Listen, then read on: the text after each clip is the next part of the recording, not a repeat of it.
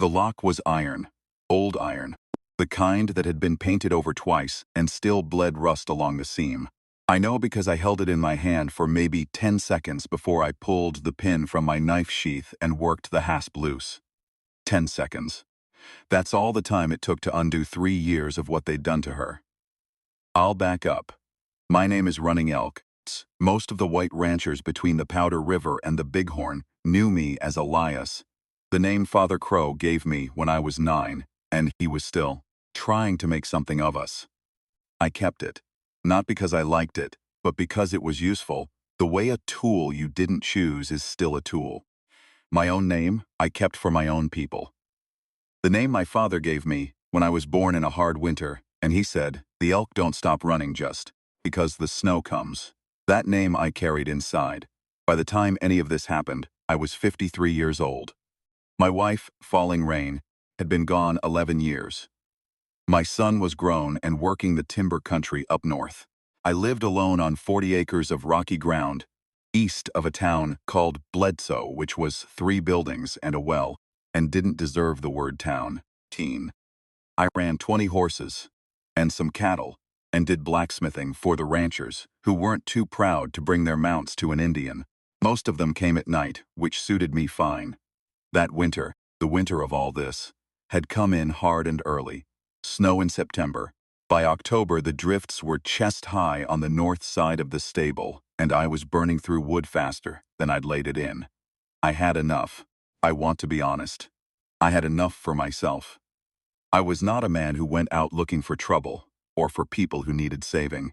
I had done enough of that in my life, and it had cost me things I didn't get back. What happened was simple and not simple. I was riding into Bledsoe for flour and lamp oil on a Tuesday, the sky that pale iron color it gets before more snow, and I passed the Convent's axis of the valley, which sat about a half-mile out of town on the south road. It was not a large building. Stone foundation, 2 floors of plank, a bell tower they'd never finished. The sisters there had always kept their distance from me. It was agreeable to both sides. I had no quarrel with them, and they had no need of a Lakota blacksmith. What stopped me was a sound, not a loud sound. Quiet, actually.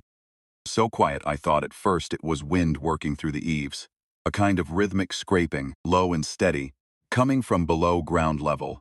I pulled my horse up, listened. The sound stopped. I sat there maybe a minute, and then it started again. Scraping. Then, 3 slow knocks, the kind a person makes when they've stopped, hoping anyone will hear. But they can't stop themselves from trying. I got down. Cellar door was on the north side of the building. Set flat into the ground, 2 planks on iron hinges, with that rust-bled lock through the hasp. Snow had drifted against it and packed there, which meant it hadn't been opened in some time. I knocked on the wood with my fist. 2 hard knocks, and the scraping stopped. Then from below, 1 knock back. I pulled the pin from my sheath. 10 seconds. The smell that came up when I lifted the door. I won't describe it. I'll only say that I have smelled prisons. I have smelled holding pens where they kept my grandfather's generation when they moved them off the land. This was that smell, and I stood there a moment with the door open and the cold air going down into the dark, and I said, in plain English, I'm not going to hurt you. Come up if you can. She couldn't come up, not on her own. What I found at the bottom of those 7 steps was a young woman, maybe 20, maybe less, sitting on a dirt floor with her back against the stone foundation wall. She had a wool blanket that had mostly dissolved into threads. She had a tin cup and a wooden bowl, and nothing else. The bowl had maybe a tablespoon of dried corn at the bottom. The cup was empty. She was thin the way animals get thin when they're dying, not thin like hunger, which is different. Thin like the body has started to decide which parts of itself it still needs. She looked at me without fear, which surprised me. Eyes were clear, dark. Steady, I said. Can you walk? She said, I don't know. Her voice was barely a voice. Dry and small, but steady. Went down, and I picked her up, and I carried her up those 7 steps, and out into the cold air, and she didn't make a sound. She weighed about as much as a child. I carried her to my horse. and I wrapped my coat around her. And I stood there for a moment, looking at the convent building, which showed no signs of anyone inside being aware of anything that was happening. Smoke from the chimney, a lamp in an upstairs window. That was all. I did not go knock on their door. I thought about it. I decided I'd come back for that later, and I did. But that is a separate story from this one. I rode back to my place with her sitting across the saddle in front of me, both my arms around her to hold her steady and hold my coat closed over her. She didn't speak. She trembled for the first mile and then went still, and I checked her face twice to make sure she was alive. And both times her eyes were open and looking at the distance ahead. Her name was Nora Voss. I learned this later, not that day. That day she was beyond names. She was a German immigrant girl whose parents had come through Bledsoe too. Summers earlier, on their way to homestead land, up near the Musselshell, and her father had taken fever at Fort Benton and died, and her mother had. The story came out in pieces over days and weeks. Her mother had made some arrangement with the Sisters of St. Agnes. Brought Nora there. Left money she didn't have. Believed she was leaving her daughter somewhere safe. Her mother died of the same fever 6 weeks later at a settlement up north, which Nora didn't learn for a year because nobody told her. Sisters of St. Agnes had their own ideas about what to do with a girl who had no one and nothing, and spoke broken English and asked too many questions. 3 years. 3 years in that cellar, with food brought down twice a day and a candle allowed when a sister remembered. I'm not going to rush through what came next by summarizing it. It happened day by day, and that's how I'll tell it. The first day, she ate almost nothing. I made broth from venison bones, and she managed maybe a cup, sitting wrapped in every blanket I had at my table, watching me move around the kitchen with those same steady dark eyes. I didn't talk much. Didn't ask her anything. I'd learned, somewhere in my life, people who've been kept in holes need to be allowed to sit in rooms with doors that are open before they need to talk about it. The second day, she ate more. In the afternoon, she asked if she could stand outside for a while. And I said yes, and I watched from the window as she stood in the snow in a pair of my wool socks and an old coat of mine that came down to her knees, and she held her face up to the sky. She stood that way for maybe 20 minutes. I didn't interrupt it. The third day, she asked if she could help with something. I said she could peel the potatoes if she felt up to it. She peeled potatoes with a focus and a precision that told me this was not a girl who'd been raised soft, German farm stock. Her hands were steady despite everything. She peeled a whole pot of potatoes, and she didn't drop a one. I had a room that had been my son's, empty now, and she slept there. I put a bar on the inside of the door, she noticed, and which I saw register in her eyes. That it was a bar for the inside, meaning she could lock it against me, not that I could lock it against her.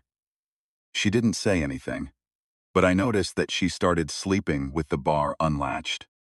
That took about 2 weeks. By December, she was up and moving through the cabin with some purpose. She'd taken over the cooking, not because I asked her, but because she seemed to need something to do with her hands, and she was better at it than I was. She made things I hadn't tasted since my wife was alive. A kind of thick potato soup with dried herbs. Biscuits that were actually biscuits and not the flat lead discs I produced. She began to learn the shape of the place, where things were kept, needed doing. She mended the leather hinges on the cabinet doors. She noticed the north window was letting cold through, and she wadded cloth into the gap without being told. I watched this and said nothing because what was there to say?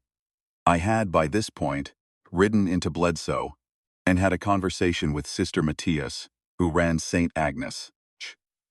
I want to be careful how I tell this part, because I have no interest in sounding like a man who goes around performing righteousness. What I said to Sister Matthias was simple. I told her what I'd found. I told her what I knew of the girl's family.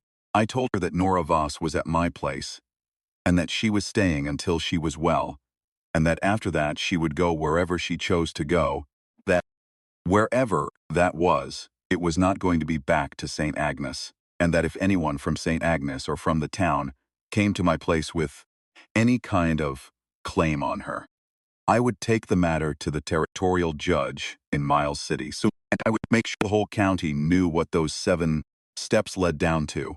Sister Matthias had sharp eyes and a straight spine, and she did not flinch. She said, "The girl was a ward of this house." I said, "She's not anymore." I rode home. Word got around, the way it does in thin country where there's not much else to talk about. I was aware of being looked at in town when I came in for supplies. Most of it was curiosity. Some of it was the particular kind of sideways look men give you when they're deciding whether you've done something they should have done themselves and didn't. 2 of the ranchers I did work for came by separately in the first weeks of December, ostensibly to check on horses. They both looked at Nora where she was doing something in the kitchen, and they both were careful about how they looked at her, and they both left without giving me any trouble. I respected that. One man, named Cord Phelps, who had office space above the Bledsoe General Store, and fancied himself a legal authority on most things, rode out in the second week of December and told me that harboring a minor who was a ward of the church was a matter that could be put before a judge. He was the kind of man whose confidence lives entirely in other people's uncertainty. And I had no uncertainty, so his confidence had nothing to work with. I told him Nora Voss was 21 years old according to her own account, which she'd given me in more detail every day, and that as a grown woman she was at my place by her own choice, and that I'd suggest he think carefully before he put anything before any judge, because judges have to listen to both sides. Phelps rode away. He didn't come back. What I want to tell you about is a night in late December. Snow had been falling since morning, the thick, wet kind, and by evening the world outside was completely white and completely quiet. I had the fire going well and the lamp on the table, and I'd been working on a bridle that needed new stitching. Nora had made the potato soup again, and we'd eaten, and now she was sitting across the table from me, doing something with thread and a small piece of cloth, mending one of her own things, a cuff from a dress she'd had with her in that cellar, the only piece of clothing she'd had. She'd been with me 6 weeks by then. She was not the same person I'd carried up those 7 steps. She had color in her face. She'd put on enough weight that my borrowed coats no longer swam on her. She laughed sometimes, not often, and not at much. A real laugh when it came, quiet and sudden, like she was surprised by it herself. I was working on the bridle, and she was working on the cuff, and neither of us was talking, the fire doing most of the speaking, when she set down her needle and looked at me and said, "Why did you stop?" I looked up. "That day," she said, "you could have kept riding. Most people did." I went back to the bridle. I had to think about how to answer that, and she waited. She had patience. She'd had to learn it in a cellar. I said, "I heard knocking," she said. "Lots of people heard things and kept going." I said, "I don't know if that's true." She said, "It is." One of the sisters told me once that she'd complained to a man passing the road that she hadn't seen sunlight in 2 months. He said he'd pray for her and kept going. I set the bridle down, looked at her. She said, "Why did you stop?" I thought about it for a real moment, not to find a noble answer, just to find the true one. I said, "I've been the one in the hole, not literally, but I know what it feels like when people ride past." So I stopped. She held my eyes for a moment. Then she picked up her needle and went back to the cuff, and didn't say anything else. And I picked up the bridle, and the only sound was the fire and the snow coming down outside. That's not the end of it, but it might be the heart of it. January came, cold and hard and mean. The kind of cold where the horses in the stable were sweating despite the temperature because their bodies were working that hard to stay warm. I was up before light every morning feeding and watering them, checking on the cattle in the south pasture, breaking ice on the water troughs with a hand axe that I kept wedged between 2 fence posts specifically for this purpose. I didn't ask Nora to help with any of this. She was still recovering. But by the second week of January, she was up before me, and the fire was already built up when I came in from the stable, and there was coffee. Real coffee, not the burnt grain substitute I'd been using since November. And I never asked her where she'd gotten it. She just produced things, quietly, that made the place run better. She'd started talking more. In the evenings mainly. Her English was very good. Better than she'd let on at first. Think, because she'd been conserving herself, giving out only what was necessary. She told me about her parents. Father had been a clockmaker in Bavaria. Her mother, a woman who could make a garden out of rocks and stubbornness. She told me about the sea crossing, which had been 18 days of misery. She told me about the overland route west. She described with a kind of flat precision. Not sentimentalized, just the facts of it. The way you talk about things that happen to your body when you're trying to understand them, rather than feel them. I told her some things too. I'm not by nature a man who talks about himself. But she listened in a particular way. Not performing interest, just actually there, actually taking it in, and it made talking feel less like an expenditure. I told her about my wife, about Falling Rain, who had died of a fever before the reservation was fully established, which was maybe the only mercy in it. She never saw what happened to the land. Told her about my son, who was good and strong and had his mother's eyes. I told her about being 9 years old, and Father Crow and the name Elias, and she listened to that with a particular stillness. She said, "Do you still use that name, Elias?" I said, "When it's useful." She said, "What do I call you?" I said, "What you've been calling me is fine." She'd been calling me nothing. Saying excuse me when she needed my attention, clearing her throat. I'd noticed but hadn't remarked on it. She thought about it. She said, "What is your real name?"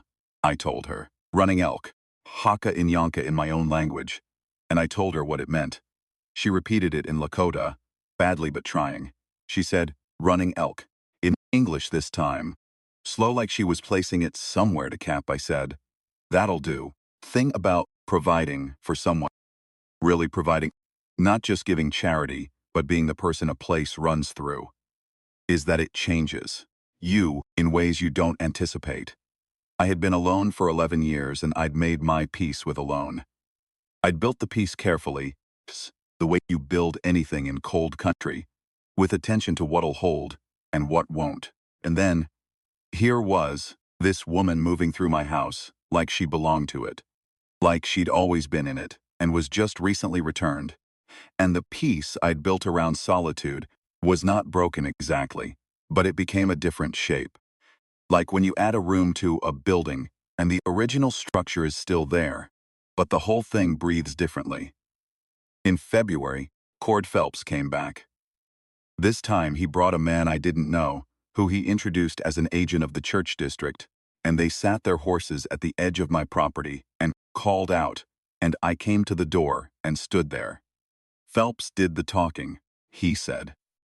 The Sisters of St. Agnes had filed a claim with the territorial office in Miles City regarding the whereabouts of Nora Voss, who was listed as a ward in their care, and that the agent beside him was empowered to evaluate the situation and make a determination.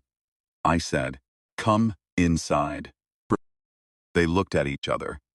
I think they'd expected me to argue at the gate, which would have kept them in the superior position, horseback and official. Coming inside meant my table, my chairs, my territory. They came inside. Nora was at the kitchen counter. She turned around when they came in and looked at them without moving. I saw Phelps register her. She was upright, healthy, wearing her own dress which she'd mended and pressed, and was now completely her own again, her dark hair pinned back, standing in a kitchen that smelled of bread baking. The agent, his name was Vogler, he told me, looked at me, and then at Nora and said to her, politely enough, that he'd been asked to determine whether she was here of her own free will. Nora said, "I am." Vogler said, And are you aware that St. Agnes of the Valley has a claim of wardship?" Nora said, "I am 21 years old. I was brought to St. Agnes by my mother when I was 18 and in grief and without resources. I was kept there against my will for 3 years. I have no legal status as a ward. I have not had that status since I was 20, running. Elk found me and brought me here, and I am here because I choose to be. If you'd like, I can write that down and sign it. Vogler looked at Phelps. Phelps looked at the bread on the counter. Vogler said, "That won't be necessary." They left. I didn't say anything after they rode out. Neither did Nora. She turned back to the counter and finished what she was doing with the bread, and I poured 2 cups of coffee and set one at her elbow, and that was that. March came, and with it the first edge of thaw. Not full thaw, not yet, the sense of the ground, remembering what it was supposed to do. The snow on the south-facing slopes was the first to soften. By mid-March, I could hear water running under ice in the draw east of the stable. One afternoon I was at the forge. I'd set up a proper smithy in a lean-to off the stable, and I was working a set of hinges for Murdoch's place up the valley. And Nora came in and sat on the old crate I kept there, for when my son used to come and watch me work. She watched me for a while without talking. I was used to this. She had a habit of sitting near when I worked, not interrupting, just present. After a while she said, "I've been thinking about the spring." I kept working. Said, "What about it?" She said, "About what I should do, where I should go." The iron was cooling. I put it back in the coals. Didn't look at her. She said, "I wrote to an agency in St.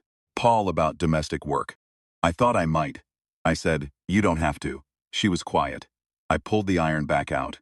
"The heat off it was considerable," I said. "I mean, you don't have to leave on account of obligation running out. You're not a debt I need repaid. If you want to go, that's your business and I'll help you get there. If you want to stay, you can stay." I worked the hinge.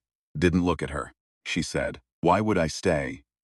I said, "Because you're good at this. Because this place runs better with you in it. Because..." I stopped, the iron down. Finally looked at her across the heat shimmer of the forge. "Because I'd rather you stayed." She held my eyes. She wasn't performing anything. She was just looking at me the way she looked at things she was deciding about. Clearly, completely, with that steadiness she'd kept even in the worst of it. She said, "Then I'll stay." And that was how it was decided. I want to tell you about one more night, because it's the one that sits clearest in me now. Not 20-some years later, when I try to remember what that year was. It was late April, the real thaw fully on, the mud season in full complaint. I'd been out since dawn dealing with a fence line the snowmelt had undermined on the eastern pasture, and by the time I came in I was soaked through and cold in that specific bone-deep way that takes a full fire and a long time to undo. Nora had supper on. She took one look at me and pointed at the chair near the hearth without a word, and I sat in it, and she brought me dry socks from the box near the door. She'd started keeping dry socks there in January, which I'd never thought to do in 11 years alone, and she handed them to me, and I pulled off the wet ones, and she took them without being asked, draped them to dry, and then she came and stood behind the chair and put both hands on my shoulders. She just kept them there. Not rubbing, not performing care. Just the weight of her hands. Steady and warm, the way the rock walls of this valley hold heat into the evening after a day of sun. I put my hand up and covered one of hers. Rough hands, both of us. Hers small and sure. Mine big and scarred up the knuckle from 30 years at the forge. Neither of us said a word. Outside, the April dark was full of the sound of running water. Everything running. Everything moving. The whole long-held cold of winter releasing. I sat in that chair with my dry socks on my feet and her hands on my shoulders, and I felt something I had not felt in 11 years and had been fairly certain I would not feel again in whatever was left of my life. Like the ground remembering what it was supposed to do. She stayed. I want to be clear about what I mean when I say that. Not that she had nowhere to go. Not that she was beholden. Not that inertia kept her. She was a woman with a clear head and a strong will, and she had every option, and she stayed because she chose to. Kissed. And every morning for years after that, when she was up before me, and the fire was already built and the coffee was there, I understood it the same way. Not luck, not obligation, her choice. Freely and fully made. The Lakota have a word, Chongtechik Allah, which does not translate exactly into English. It means something close to, held within the heart. There. Kept there. Not by force but by the nature of what the heart is. I have not always been a man who was held in anyone's heart. Psst. My own people loved me as they loved all of us, fiercely and collectively, and with the grief of everything we'd lost together. My wife loved me with the particular love of a woman who knows a man fully and stays. When she went, I believed that particular thing was done for me, that at 50 I was not a man that kind of love was still offered to. Nora Voss proved me wrong. Not softly. Not with speeches or declarations or any of the tender currency people usually traffic in. With dry socks by the door, with coffee, with her hands on my shoulders in the firelight, and her steady dark eyes across a forge, with the when and the word stay. I am an old man now. My hands are not what they were. The 40 acres is down to 20 because my son took the rest, which is right and proper. Forge is still there. The chair by the hearth is still there. And in the mornings when I come in from the stable, cold from the early air, the fire is already built. It has been built for me every morning for 22 years. You can interpret that however you want. I'll just say, I stopped for a sound in the ground, and I broke a lock that had no right to be where it was. And out of that came the last 22-year my life, which have been the best ones. The iron was old, and the lock was rust-balled, and it took 10 seconds. Some things don't take more than that.